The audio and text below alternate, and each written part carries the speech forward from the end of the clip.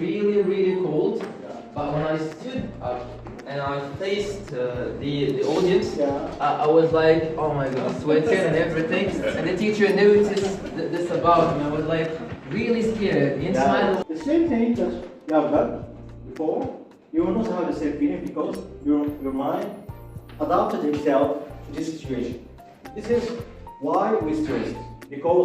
Why we stress? Because we want to be the best. Yes. We want to do it as best as we can. Be normal. Be yourself.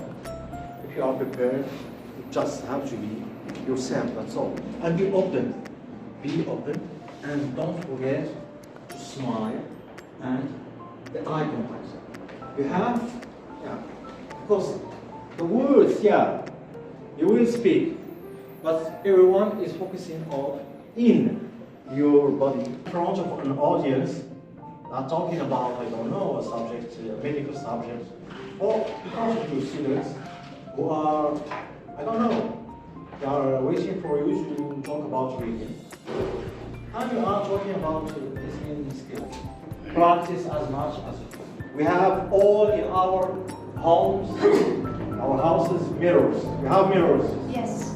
Okay, practice in front of your mirror. Practice in front of the subject for the first time. If you have the subject of the first time, if it's the first time you will talk in front of people. Even if those people are students, are kids, you will feel the stage fright. Because kids are very, very, very intelligent, especially emotionally. They will know if you are nervous. You see what you don't see. Very feeling and cheering up. The mouth, dry mouth, clenched teeth, too much speed, so you feel your body, it's not your body. Yeah, exactly.